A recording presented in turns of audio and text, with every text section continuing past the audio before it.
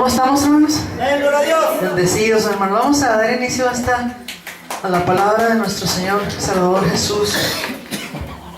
Vamos a leer una porción ahí en el libro de Lucas, capítulo 4, hermanos. Una porción que ya conocemos, pero que le pedimos a Dios que Él nos hable en esta tarde a nuestros corazones. Sean todos bienvenidos sin excepción, hermanos. Me da gusto ver sus rostros. Lucas capítulo 4, versículo 14, y lo leemos hasta el verso 21, hermanos. Cuando lo tengamos podemos decir amén. Amén. Lucas 4, 14 al 21 dice: y Jesús volvió en el poder del Espíritu a Galilea, y se difundió su fama por toda la tierra de alrededor, y enseñaba en las sinagogas de ellos, y era glorificado por todos. Vino a Nazaret, donde se había criado. En el día de reposo entró en la sinagoga conforme a su costumbre, y se levantó a leer. Y se le dio el libro del profeta Isaías, y habiendo abierto el libro, halló el lugar donde estaba escrito: el Espíritu del Señor está sobre mí, por cuanto me ha ungido para dar buenas nuevas a los pobres. Me ha enviado a sanar a los quebrantados de corazón, a pregonar libertad a los cautivos y vista a los ciegos, a poner en libertad a los oprimidos, a predicar el año agradable del Señor. Y enrollando el libro se lo dio al ministro y se sentó. Y los ojos de todos estaban en la sinagoga, estaban fijos en él, y comenzó a decirles: hoy se ha cumplido esta escritura delante de vosotros. ¿Pueden tomar su asiento, hermanos? Gloria a Dios. ¿Cuántos nos imaginamos, hermanos, este panorama, hermanos? Dice que era un día sábado. Nuestro Señor Jesús acostumbraba a ir a las sinagogas a leer, pero este fue un día distinto al de todos los otros sábados que había estado nuestro Señor en medio de la sinagoga, porque dice la palabra que estando ahí en medio se le da un libro. Antes nosotros tenemos ahora la palabra de Dios como a manera de libro, y tiene capítulos y tiene versículos, pero antes, hermanos, no estaba en un libro, sino que eran rollos, eran pergaminos, y le entregan el libro, el rollo del profeta Isaías. Ese rollo, hermanos, aquellos judíos que amaban la ley y que aman la ley de Dios hasta el momento, cuando lo toman, lo abrazan y luego lo ponen sobre el lugar destinado para poner el rollo, y luego empiezan a abrir el rollo, empiezan a leer. En esa tarde que nuestro Señor Jesús toma ese rollo, Él abre el rollo, y cuando abre el rollo, sus ojos, hermanos, caen en una escritura, como si usted en la actualidad, a veces a nosotros nos ha pasado que abrimos la Biblia y empezamos a leer, y exactamente donde nosotros empezamos a leer, esa palabra que leemos llega y toca nuestras vidas. Es la palabra que en ese momento necesitamos leer y escuchar. Pues fue lo que en ese momento pasa. El Señor abre el rollo, y no fue casualidad, sino que el Espíritu hace que la vista de nuestro Señor caiga en esta escritura. Y eso se confirma en el verso 18, donde dice: el Espíritu del Señor está sobre mí. El Espíritu de Dios estaba sobre nuestro Señor Jesucristo, hermanos. Y no solamente estaba sobre el Señor Jesucristo, sino que la palabra del Señor dice que en Jesús habitó toda la plenitud de la divinidad corporalmente. Era Dios manifestado en carne el que les estaba hablando en ese momento, y les dice: por cuanto me ha ungido. O sea, el Señor tenía el poder de parte de Dios, y lo ungió Dios. ¿Para qué? Para dar buenas nuevas a los pobres. Lo envió, dice, a sanar a los quebrantados de corazón, a pregonar libertad a los cautivos y vista a los ciegos, a poner en libertad a los oprimidos. Y el verso 19 dice: a predicar. ¿Qué iba a predicar el Señor, hermanos, en ese momento? El año agradable del Señor. ¿Qué quiere decir el año agradable del Señor? Cuando la Biblia habla de año, no se está refiriendo a un año de 365 días, porque se acabaría, ¿verdad? Se está refiriendo a tiempo. Podríamos decir que el Señor vino a predicar el tiempo agradable del Señor. ¿Cuántos creen que hoy es el tiempo agradable del Señor, hermanos? Desde que el Señor Jesús viene y da su vida por nosotros en la cruz del Calvario, de ese momento para enfrente empieza a contar el tiempo agradable, el tiempo de la buena voluntad del Señor, porque es a partir de ese momento, hermanos, cuando nosotros tenemos oportunidad de alcanzar la salvación para nuestras almas, hermanos. Hay varios tiempos que Dios tiene. Uno de ellos es el tiempo de la ira de Dios que va a venir y que se va a derramar sobre la tierra, pero no estamos ahorita en el tiempo de la ira de Dios. Estamos en el tiempo agradable. ¿En el tiempo de qué? De la buena voluntad. ¿Y en qué consiste esa buena voluntad, hermanos? En que ahorita Dios tiene los brazos abiertos para salvar, para sanar, para libertar, para consolar su corazón, para consolar su vida. Y aquí, hermanos, está ese Rey de Reyes. ¿Cuántos creen que aquí está el Dios Todopoderoso, hermanos? Aquí está el Dios Todopoderoso. Y en ese momento, hermanos, esa profecía de Isaías tiene un cumplimiento, dice en el verso 20, y enrollando el libro se lo dio al ministro y se sentó, y los ojos de todos en la sinagoga, todos estaban atentos, dice, estaban fijos en él, y comenzó a decirles, hoy se ha cumplido esta escritura, pero fíjese, delante de vosotros. Hay otra versión que dice, en vuestros oídos. ¿Cuántos en su Biblia dicen vuestros oídos? La mía dice delante de vosotros, pero hay otra versión, la versión antigua, que dice que se ha cumplido en vuestros oídos. ¿Qué quiere decir eso? Fíjese cómo dice, no les dice que se ha cumplido en ellos, ni que se ha cumplido en sus corazones, sino que se ha cumplido en sus oídos, se ha cumplido delante de ellos. ¿Qué quiere decir? Que la profecía no se vino a cumplir en totalidad en esos momentos. Dios les anuncia que Isaías había predicado que alguien iba a venir lleno de Espíritu Santo a traer libertad a los cautivos, a abrir las puertas a los presos, a predicar el año agradable del Señor. Y en ese momento que está el Señor en medio de la sinagoga, hermanos, se cumple parcialmente la profecía, no se cumple a totalidad. ¿Por qué cree usted que no se cumplió totalmente la profecía, hermanos, de Isaías? Vamos a seguir leyendo y nos vamos a dar cuenta que no se cumplió en una manera al 100%. Dice el verso 21, y comenzó a decirles, hoy se ha cumplido esta escritura delante de vosotros. Y todos daban buen testimonio de él, y estaban maravillados de las palabras de gracia que salían de su boca. Pero fíjese que decían, y decían, ¿no es este el hijo de José?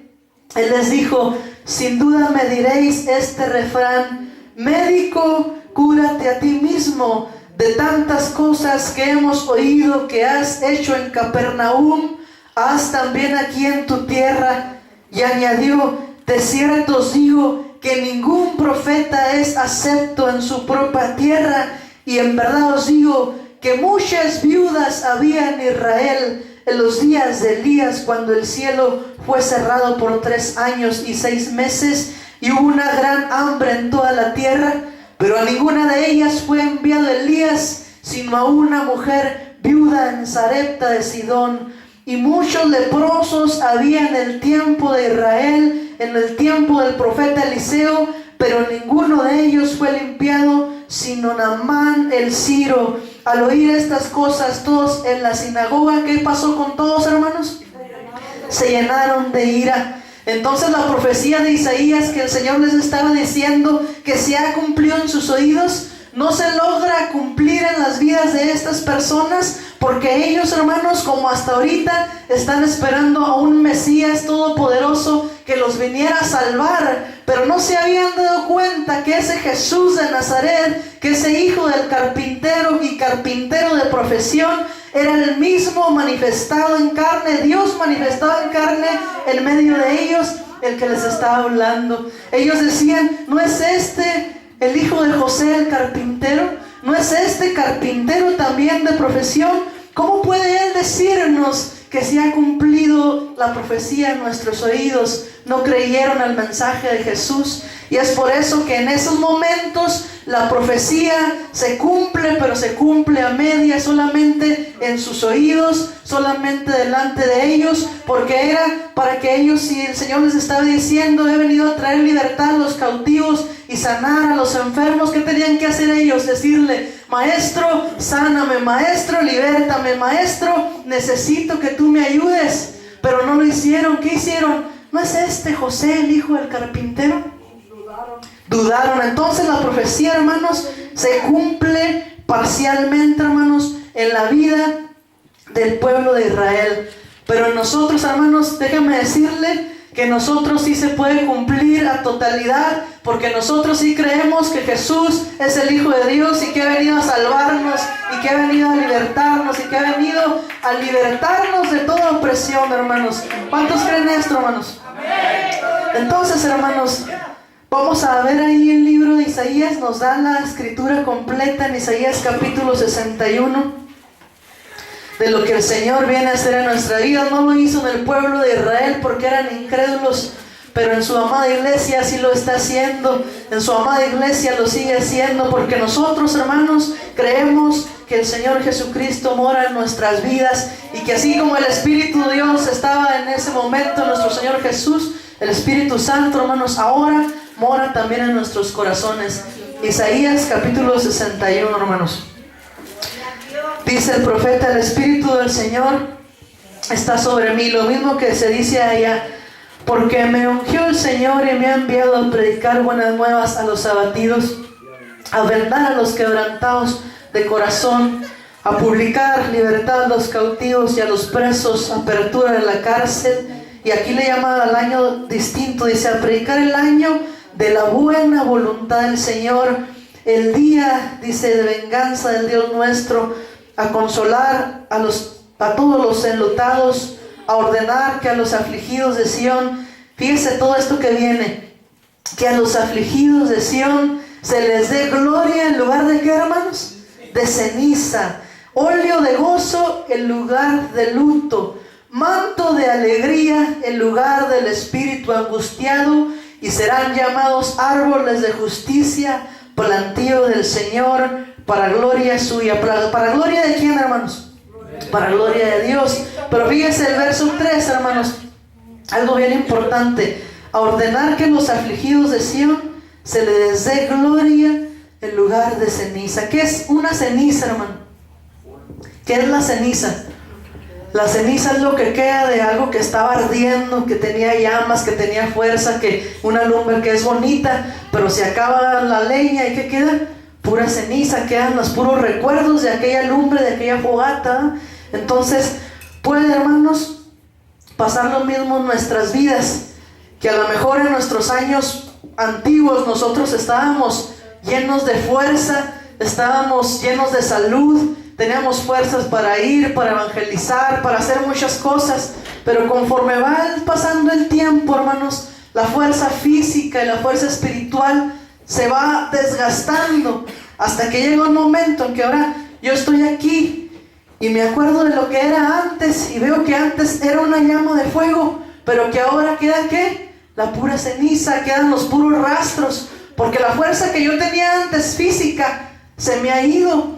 O a lo mejor veo que antes estaba saludable, pero ahora estoy enfermo, ahora tengo reumas, ahora tengo diabetes, ahora me duele la cabeza, ahora ya no me puedo caminar como antes. ¿Qué es esa enfermedad? ¿Qué representa?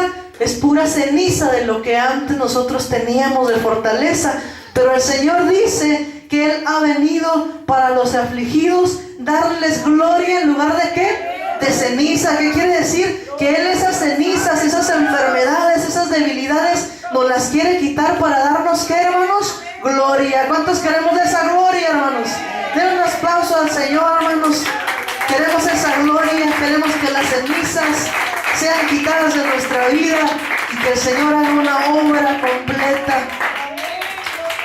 Vino a darnos gloria en lugar de ceniza, óleo de gozo, o hay otra versión que dice unción de gozo en lugar de luto. ¿Cómo es esto que Dios nos da unción de gozo el lugar de luto. No quiere decir que no tengamos tristezas, sí las vamos a tener, pero quiere decir, hermanos, que va a haber personas, por ejemplo, yo les voy a poner un ejemplo, que algún hermano se muere en el Señor y que un familiar de ese hermano pues sí se siente afligido, pero en medio de esa aflicción él sienta gozo, él siente alegría, porque esa persona que se fue ya no está en este plano natural sufriendo, ya está con el Señor disfrutando de una vida eterna. Entonces eso nos hace sentir a nosotros con gozo, y la gente que no conoce a Dios puede decir, bueno, y si se le murió su ser querido, ¿por qué está alegre? Estamos alegres porque ese ser querido tiene esperanza y porque nosotros tenemos unción de gozo, hermanos. La unción de gozo quiere decir que en medio de las tristezas, que en medio de las aflicciones, podemos estar alegres porque el Señor está con nosotros, hermanos. Esa es la unción de gozo que Él nos quiere dar. Dice, óleo de gozo en lugar de luto, manto. ¿Qué es un manto? Manto es como una cobija, como algo que nos cubre, dice. Manto de alegría en lugar del espíritu angustiado. Así es, hermanos, que cuando nosotros nos sentamos tristes o nos sentamos, hermanos, que estamos en una aflicción, nos debemos acordar de estas palabras del Señor que hoy se cumplen en nuestros corazones, no nomás en nuestros oídos, sino se cumplen en nuestro ser entero. Que Él, hermanos, no nos vino o no nos trajo aquí, hermanos, para que estemos nosotros viviendo en una vida de tristeza, en una vida de llanto, en una vida de sufrimiento. No, hermanos, Él nos trajo aquí para cambiar el llanto, para cambiar la tristeza y para darnos, ¿qué? Manto de alegría. Y en esos momentos, hermanos, es cuando Dios nos fortalece, hermanos. Dice, y serán llamados árboles de justicia, plantíos del Señor, para gloria suya. ¿Cómo son los árboles de Dios, hermanos? Dice el Salmo 1 que los árboles del Señor, dice, dan su fruto a su tiempo y su hoja no cae. Y no dice, y todo lo que hace prosperará. Todo lo que usted haga, hermanos, y cree, va a prosperar en el nombre del Señor Jesús. Él ha venido, hermanos, a traernos alegría a nuestras vidas.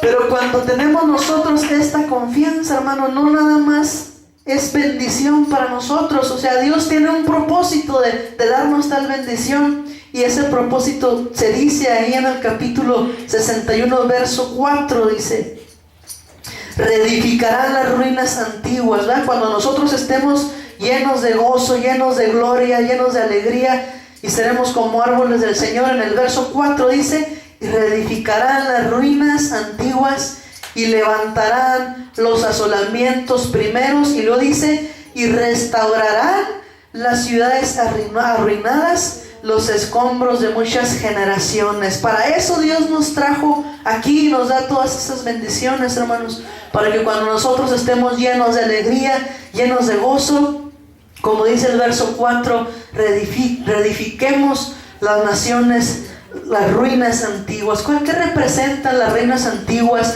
¿Qué representan las ciudades arruinadas? ¿Qué representan los escombros de muchas generaciones? Representan la gente que no ha venido al Señor. Cuando nosotros estemos llenos de esa gozo, de esa alegría, ¿qué vamos a querer hacer? Anunciarlo. ¿Qué vamos a hacer? Predicar el año agradable del Señor y decirle a la gente que tenemos un Dios todopoderoso que sana y que tiene su brazo extendido para salvación. Para eso nos ha llamado el Señor, para edificar las ruinas antiguas, hermanos. Y todo eso lo vamos a hacer cuando estemos llenos de la gloria de Dios. Si estamos llenos a medias, hermanos, no vamos a poder. Si estamos llenos 3/4, no vamos a poder. Tenemos que estar saturados, hermanos, de la presencia de Dios. ¿Y cómo nos saturamos de la presencia de Dios? Por medio de la palabra, por medio del ayuno, por medio de la oración, hermanos, conscientes de que el Señor viene pronto, y antes de que Él venga, tenemos que reedificar las ruinas que están destruidas, hermanos. ¿Quién las va a reedificar? ¿El que no está convertido?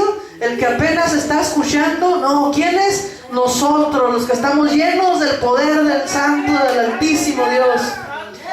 Entonces, hermanos, es un gran privilegio que desde los tiempos del profeta Isaías se anunciaban tuvo cumplimiento en el libro de Lucas, pero a medias, porque el pueblo de Israel no creyó, pero nosotros sí creemos, y como nosotros sí creemos, lo apropiamos y vamos a empezar a caminar, a reedificar las ruinas que el diablo ha destruido, hermanos. Verso 8 dice, bueno, vamos a leer el verso 9. Fíjese las promesas que vienen, hermanos, que se debe de usted apropiar para usted mismo. Dice, y la descendencia de ellos, nuestra descendencia, hermanos, aprópiese de esta palabra, será conocida entre las naciones, y sus renuevos en medio de los pueblos. Todos los que le vieren reconocerán. Fíjense que van a reconocer los que nos ven. Reconocerán que son linaje bendito del Señor. ¿Cuántos somos linaje del Señor, hermanos? En gran manera me gozaré en el Señor. Mi alma se alegrará en mi Dios, porque me vistió con vestiduras de salvación. ¿Cuántos tenemos la salvación, hermanos? Me vistió con vestiduras de salvación.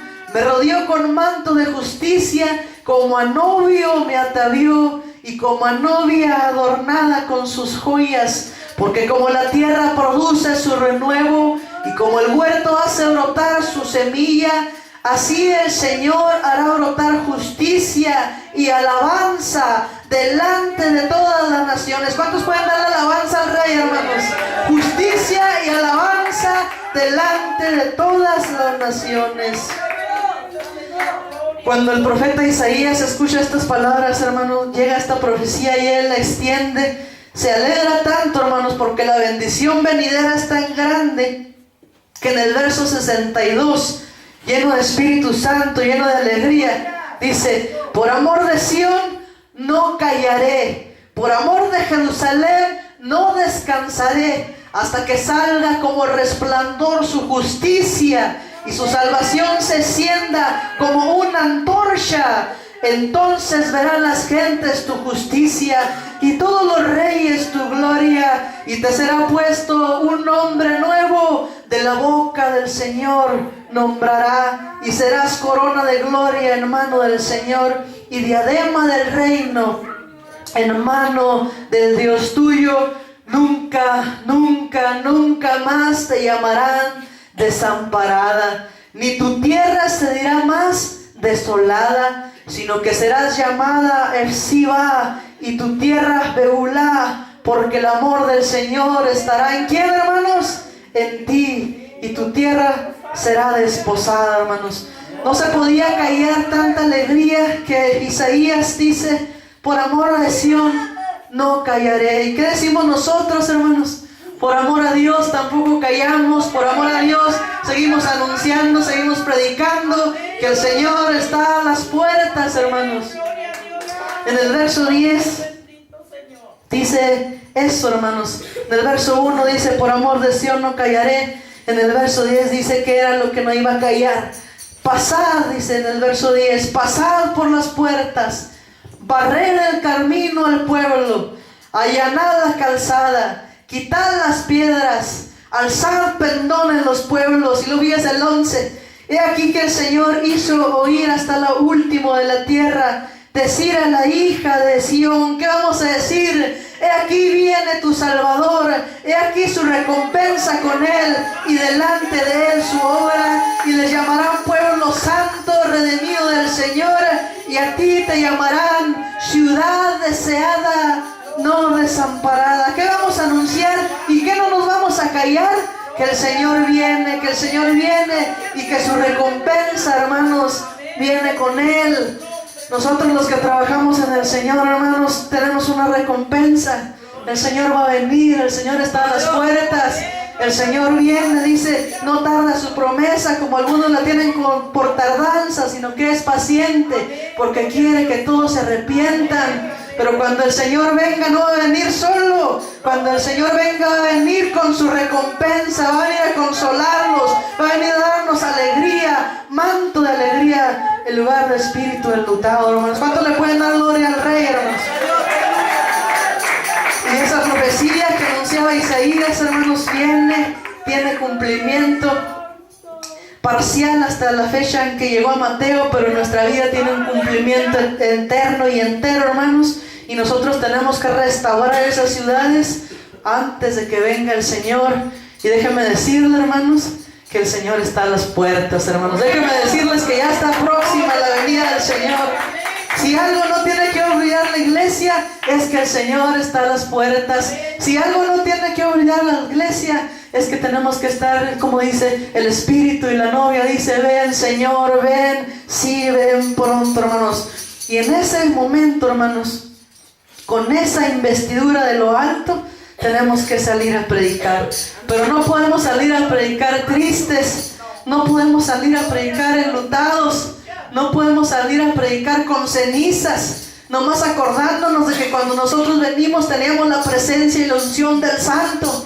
No podemos salir recordándonos que cuando yo me bauticé, me gozaba, lloraba, hacía esto, ayunaba. No, los recuerdos, hermanos, son puras cenizas. ¿Qué tenemos que hacer? Que esas cenizas se vayan y venga otra vez la gloria y avive el fuego, hermanos, avive la lumbre, avive el poder, avive la unción en nuestras vidas, hermanos. El Señor viene pronto, hermanos. Y luego dice en el verso 11, en el verso 10, allanad calzada, dice, quitad las piedras, alzad pendón en los pueblos, barred el camino. ¿Quién cree que va a hacer todo esto? O sea, barrer el camino, quitar las piedras, allanar el camino. ¿Qué es preparar el camino? ¿Para qué lo vamos a preparar? Para la venida del Señor. En los tiempos antiguos decía el profeta, voz que clama en el desierto, preparad el camino. Y luego llega el cumplimiento y Juan el Bautista y dice, yo soy la voz de aquel que clama en el desierto, preparad el camino. Juan el Bautista lo preparó para la primera venida, pero el Señor viene por segunda ocasión y ya no está Juan el Bautista, ya está el hermano Noé, ya está el hermano Iván, ya está la hermana Lupa, ya estoy yo. ¿Quién va a preparar el camino? Nosotros, hermanos. Si antes se decía voz que clama en el desierto, prepara el camino, ahora el mensaje es el mismo, voz que clama en el desierto, voz que clama en las tristezas, voz que clama en la soledad, prepara el desierto. ¿Quién? El pueblo de Dios. ¿Quién es el pueblo escogido, hermanos? Amén. El Señor viene, pero la iglesia tiene que preparar el camino. ¿Cuántos se van a quedar a preparar el camino, hermanos? ¿Cuántos quieren prepararlo, hermanos? Amén. Porque cuando el camino esté preparado, entonces dice el Salmo 24, si mal no recuerdo, alzado puertas vuestras cabezas, alzado puertas eternas vuestras cabezas, y entrará el Rey de Gloria. ¿Quién es este Rey de Gloria? El Señor de los ejércitos es el Rey de la Gloria. Y ese nombre, hermanos, damos gloria, damos alabanza, porque es digno, hermanos. El Señor ha hecho una obra maravillosa en nuestras vidas. Y cuando Él dice que nosotros debemos de predicar el año de la buena voluntad del Señor, es lo que estamos haciendo. Es lo que estamos haciendo al hermano Enrique, la hermana Alma, por la fe a la familia de Mari. ¿Qué estamos haciendo? Diciéndoles que ahorita es el tiempo de la buena voluntad del Señor. Mañana, ¿quién sabe? Mañana a lo mejor se acaba el tiempo. A la mamá de nuestra hermana Estelita, ¿qué deseamos para ella, hermanos? Que ahorita es el tiempo aceptable, pero ya tengo, ¿cuántos años tiene su mamá, hermanos? 97. Podrá decir ella, pero yo ya tengo 97 años. ¿Ya qué voy a hacer? No, hermana. A sus 97 años yo le voy a decir en esta tarde que ahorita es el tiempo de la buena voluntad del Señor. Aunque tenga 97, aunque tenga 50, aunque tenga 30, aunque tenga los que tenga, hoy es el día de la buena voluntad del Señor. Mañana no es nuestro, hay que vivir el presente como si fuera el último, hermanos. Bendito el Señor Jesús. Pasad por las puertas, barred el camino al pueblo, allanad calzadas, quitad las piedras, alzad pendón a los pueblos. He aquí que el Señor hizo oír hasta lo último de la tierra. Decida la hija de Sión, he aquí viene tu Salvador. He aquí su recompensa con él, y delante de él su obra, y la llamará pueblo santo, redimido del Señor. A ti te llamará ciudad deseada, no desamparada. Hace 2000 años en la cruz del Calvario, hermanos, empezó el año, el tiempo de la buena voluntad del Señor, y todavía no se va a acabar. Se va a acabar hasta que el Señor venga, o se nos acaba a nosotros cuando nos moramos, hermanos, porque mientras hay vida, mientras tenemos la esperanza, hermanos. Entonces ahorita tenemos que aprovechar ese tiempo, hermanos, de la buena voluntad del Señor, hermanos. Vamos al libro de Apocalipsis, hermano.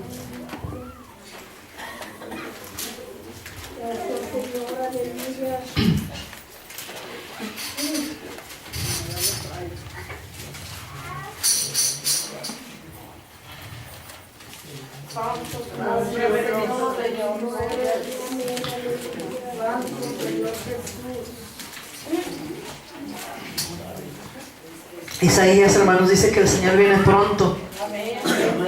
Y Apocalipsis, hermano, narra Apocalipsis 22. El libro de Apocalipsis no es más que una narración de lo que antes se ha venido diciendo, pero en el libro de Apocalipsis ya se plasma cómo va a ser. Esa profecía de Isaías tiene un cumplimiento parcial en el libro de Lucas, no se pudo cumplir a la totalidad porque el pueblo de Israel no reconoce hasta ahora que el Señor Jesús es el Mesías, hermano. Dios manifestó en carne, pero va a llegar el momento en que ese pueblo amado para Dios va a reconocer que ese Jesús que crucificaron es el Mesías.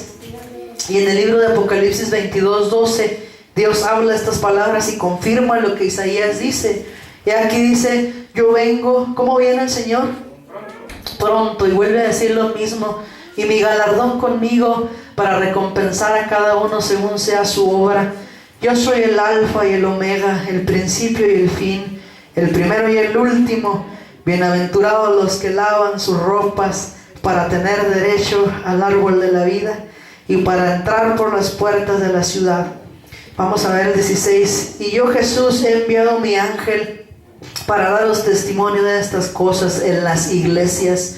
Yo soy la raíz y el linaje de David y la estrella resplandeciente de la mañana. Ahí va nuestra parte. El espíritu y la esposa dicen: ven. El que oye diga: ven. Y el que tiene sed, venga. ¿Cuántos son sedientos de Dios, hermanos? El que tiene sed, venga. Y el que quiera, tome del agua. No hay ningún impedimento para que usted tome del agua. ¿Por qué? Porque ahorita es el tiempo de la buena voluntad. Tome del agua de la vida gratuitamente.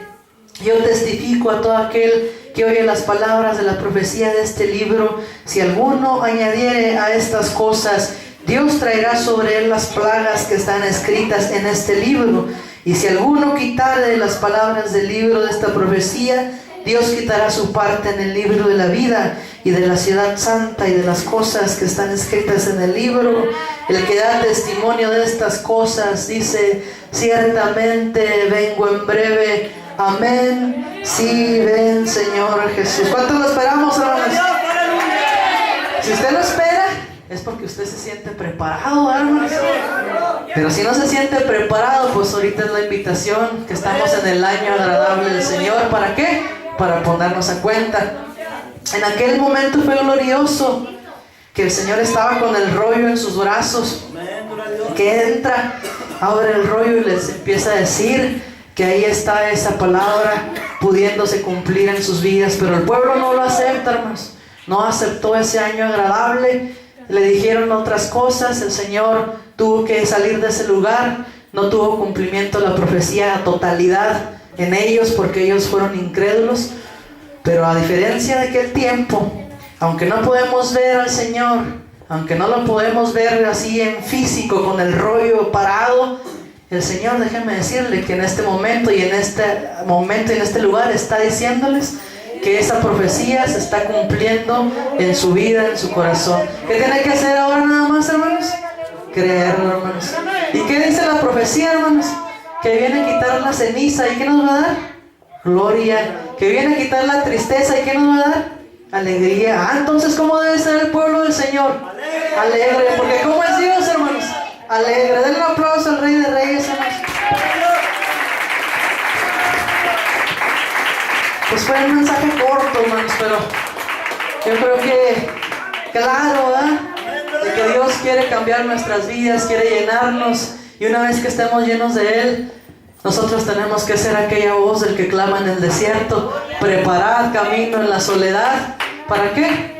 Para que entre el Rey de Gloria a este lugar, hermanos. Dios los bendiga, hermanos. Dios los nuestro hermano Noé para que continúe con lo que sigue, hermanos. Gloria a Dios.